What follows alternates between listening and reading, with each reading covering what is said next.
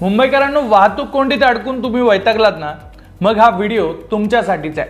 कारण लवकरच मुंबईत ड्रायव्हरलेस टॅक्सी येणार आहे. हो, पॉड टॅक्सी या नव्या प्रकल्पामुळे फार वेगात तुम्ही तुमच्या लोकेशनवर पोहोचू शकणार आहे. हा नवा प्रकल्प नेमका काय आहे, पॉड टॅक्सी म्हणजे काय, त्या कशा काम करणार आहे आणि मुंबईकरांना याचा फायदा कसा होणार आहे, सगळं सविस्तर समजून घेऊ. नमस्कार, मी सुधीर काकडे, लोकमतमध्ये तुमचं स्वागत आहे. पॉड टॅक्सी म्हणजे नेमकं काय?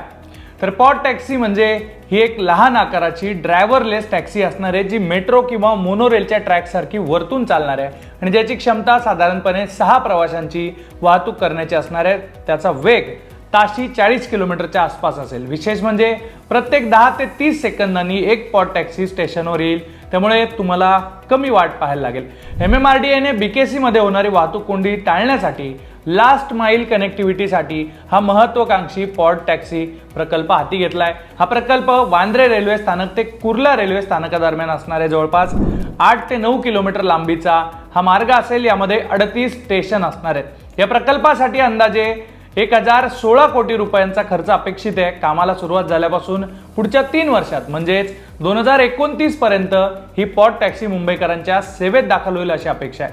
हा प्रकल्प 2 टप्प्यात केला जाणार आहे. पहिला टप्पा असणार आहे 3.25 किलोमीटर लांबीचा आणि दुसरा टप्पा 5.5 किलोमीटर लांबीचा असणार आहे, ज्यामध्ये टोटल 38 स्थानकं असणार आहेत. या प्रकल्पामुळे BKC मधल्या जवळपास 4 ते 6 लाख प्रवाशांना याचा फायदा होणार आहे. दररोज 1 लाखपेक्षा जास्त प्रवासी या पॉड टॅक्सीचा वापर करतील असा अंदाज आहे.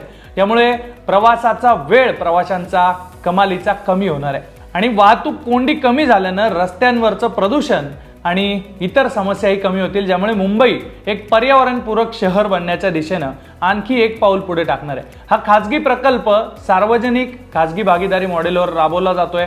हैदराबाद मधल्या Sai green mobility private limited आणि लंडनच्या हिथ्रो विमानतळावर पॉड टॅक्सी चालवणाऱ्या अल्ट्रा PRT कंपनी यांच्या संयुक्त विद्यमानं हा प्रकल्प साकारला जातोय.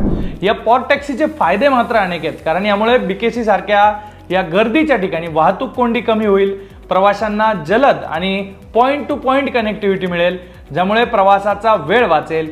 ही इलेक्ट्रिक वाहनं असल्यानं कार्बन उत्सर्जन कमी होईल आणि पर्यावरणाचा फायदा होईल, कारण प्रदूषण कमी होणार आहे.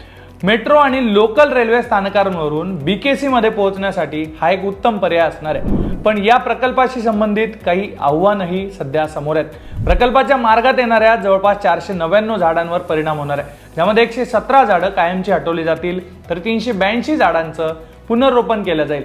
भाड्याबद्दल बोलायचं झालं तर सुरुवातीला प्रति किलोमीटर 21 रुपये भाडं अपेक्षित आहे, ज्यामध्ये वर्षाला 4% वाढ होऊ शकते. त्यामुळं प्रवाशांना हे भाडं परवडणार का, याचं उत्तर आपल्याला येणाऱ्या काळातच मिळणार आहे. मुंबई महानगर प्रदेशातील म्हणजेच MMR मधील प्रवाशांचा प्रवास अधिक सोपा करण्यासाठी उपमुख्यमंत्री एकनाथ शिंदे यांनी पॉड टॅक्सी सेवा सुरू करण्याचे निर्देश दिलेत. हा प्रकल्प 0 सबसिडी मॉडेलवर चालवला जाणार आहे, जिथे खासगी कंपनी दरवर्षी शुल्क भरेल आणि उत्पन्नाचा 21% हिस्सा MMRDA मिळणार आहे. मुंबई हे एक आंतरराष्ट्रीय दर्जाचं आता केंद्र बनत आहे. अशा आधुनिक वाहतूक व्यवस्थांची नितांत गरज सध्या मुंबईला आहे. मुंबईच्या वाहतुकीसाठी क्रांती घडवणारा हा पॉड टॅक्सी प्रकल्प किती यशस्वी होतो हे आता येणाऱ्या काळातच कळणार आहे. पण एक गोष्ट नक्की आहे की यामुळे आपल्या प्रवासाचा अनुभव पूर्णपणे बदलणार आहे.